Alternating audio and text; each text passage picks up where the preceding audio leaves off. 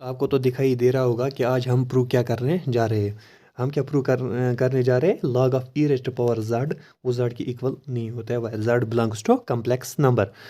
But आपने देखा होगा कि रियल में क्या होता था, log of e raised power x x की इक्वल होता था where x belongs to real. Real में ऐसा होता था, वहाँ पे आपने ये नोटिस भी किया होगा। But when we are dealing with complex numbers ऐसा होल्ड नहीं हो रहा है। आज हम यही प्रूव करने जा रहे हैं, मतलब कि log of E raised power Z Z की इक्वल नहीं होता है, मगर जेड बिलोंग किसको करता है, कम्प्लेक्स सेट को। So before solving this log of e raised to power z not equal to z, we will see some little bit things that will be helpful in solving this. Suppose take an complex number z which is equal to, ये मैं इसके equal लेता हूँ x plus iota. सो मतलब हर कोई complex number मैं इस form में लिख सकता हूँ, इस ऑर्डर पेयर में लिख सकता हूँ। सो इसको मैं प्लॉट करता हूँ यहाँ पे, ये मैं x एक्सिस लेता हूँ और ये y एक्सिस। सो यहाँ पे मैं x y सपोज प्लॉट करता हूँ, ये यहाँ पे आएगा।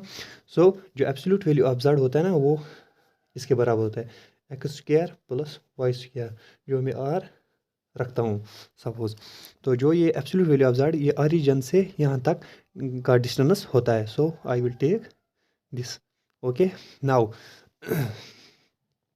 दिस इज़ माई, जो यहाँ से यहाँ तक है ये मेरा एक्स डिस्टेंस है, जो यहाँ से यहाँ तक है ये मेरा वाई डिस्टेंस है। सो लेट मैं एक्स को रखता हूँ यहाँ पे।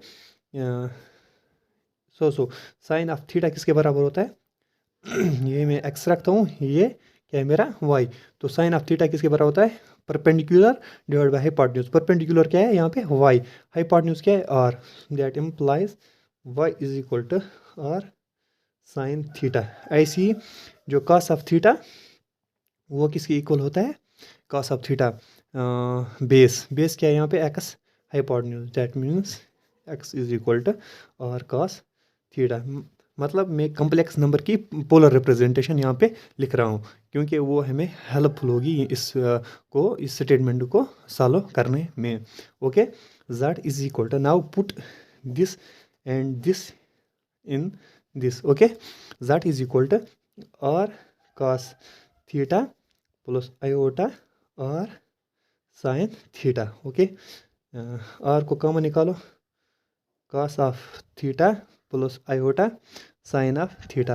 आपको पता ही होगा कि आयलर फार्मूला जो होता है ना, ई रेज़ बाय थीटा, वो किसके इक्वल होता है, cos of theta plus iota sine of theta. Okay, यहाँ पे भी, यहाँ पे एक काम रखना, ये एंगल जो एक्स एक्सिस इसके साथ जो बनाती है उसको थीटा रखना है यहाँ पे।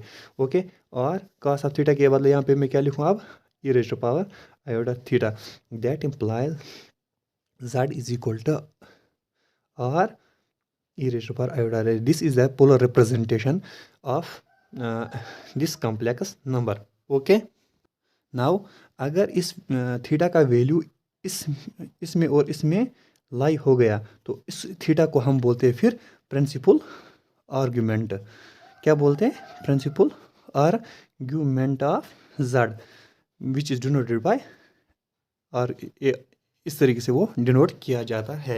अगर इसका वैल्यू इस और इसमें लाई नहीं होगा, less or equal to pi greater than pi minus pi, अगर इसमें नहीं लाई हुआ तो उस वक्त हम इसको बोलते हैं simply argument of Z. Argument of Z, अगर इसमें लाई हुआ तो प्रिंसिपल आर्ग्यूमेंट ऑफ जेड, अगर नहीं लाई हुआ तो आर्ग्यूमेंट ऑफ जेड। जो आर्ग्यूमेंट ऑफ जेड होता है ना, वो इक्वल होता है principal argument of z plus 2 pi n, where n belongs to z. Okay, यहाँ पे और देखिए, जो मैंने कम्प्लेक्स नंबर लिखा उसका मैंने पोलर रिप्रेजेंटेशन निकाला। उसके बाद मैंने काम क्या किया, जो ये थीटा है अगर इसका वैल्यू इस और इसमें लाई हुआ तो हम इसको बोलते हैं प्रिंसिपल आर्ग्यूमेंट ऑफ जेड। तो वो जो उसको हम डिनोट इससे करते हैं। ओके, अगर नहीं लाई हुआ तो उसको सिंपली हम बोलते हैं आर्ग्यूमेंट ऑफ जेड, जो इक्वल होता है principal argument of z plus 2 pi n, where n belongs to z. अब हमारा z किसके इक्वल निकला, z is equal to r e raised power iota phi का वैल्यू किस और किस में है, less or equal to pi greater or equal to minus pi. वहाँ पे वो क्या था, थीटा, तो थीटा कोई भी वैल्यू हो सकता था वहाँ पे। यहाँ पे अब थीटा को मैंने रिप्लेस करके फाई लिखा। जो यहाँ पे फाई है ना, ये प्रिंसिपल आर्गूमेंट मैंने यहाँ पे ले लिया। नाउ जो इसका लॉगरिथम फंक्शन होता है ना, ये z क्या है मगर हमारा नॉन ज़ीरो एलिमेंट, जो इसका लॉगरिथम फंक्शन है वो इक्वल होता है ln of r plus iota five plus two n pi where n belongs to z। Okay, now I will use this in solving my target. Okay, now solve क्या मुझे क्या करना है, मुझे दिखाना है कि log of e raised power z is not equal to z होता है where z belongs to complex. Okay, now मुझे क्या सॉल्व करना है अब ये, नाउ लेट z को मैं एक इसकी इक्वल लेता हूँ where x comma y belongs to real. Okay,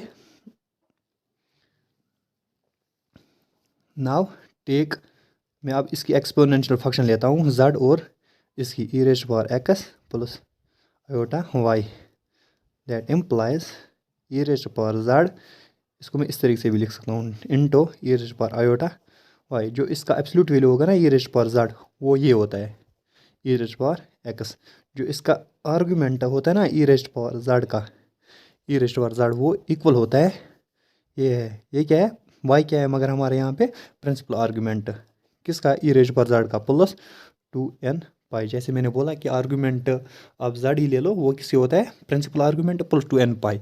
ऐसे ही यहाँ पे argument of e raised power z वो इक्वल होगा this plus 2n pi where n belongs to z। Okay, now जो लॉग किसका होता है z का, वो किसके बराबर होता है, logarithm function of non zero complex number z ln of r plus iota five plus 2n pi. Okay, which is also equal to ln of r, ln of r, ये r क्या है यहाँ पे एब्सोल्यूट वैल्यू ऑफ z, जैसे वहाँ पे मैंने लिखा था r is equal to mod of z, यही ये r क्या है absolute value of mod of z, absolute value of z। Okay, iota ये जो 5 प्लस 2n पाई है ना, 5 प्लस 2n पाई ये हमारा आर्ग्यूमेंट ऑफ z है।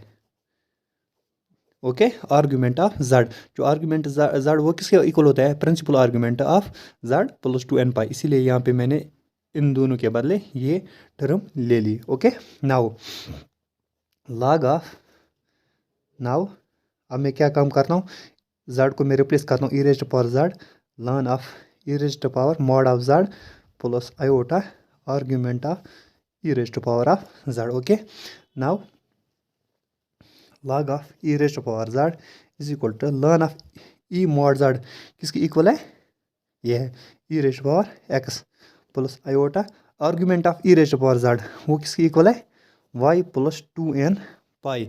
Okay, where n belongs to z, where n belongs to z। Okay, now log of e raised power z, देखो अब ये x क्या है हमारा अब रियल नंबर है, तो ln of e raised power x वो किसकी इक्वल है x plus iota y plus iota 2n pi. Okay, now I will iota y plus iota 2n पाई। देखो यहाँ पे z प्लस ये किसकी इक्वल है, x प्लस आयोटा y वो किसके बराबर मैंने लिया था यहाँ पे z, सो आयोटा 2n पाई वो क्या है log of e raised power z। अब हमारा क्या निकला z plus something, that imply क्या काम हुआ यहाँ पे, हमारा जो log of e raised power z वो निकला z प्लस समथिंग, वो z की इक्वल नहीं निकला बल्कि z plus something. So we can say here log of e raised power z is not equal to z where z belongs to complex set. यही था हमारा टारगेट जो हमें प्रूव करके देना था। ओके।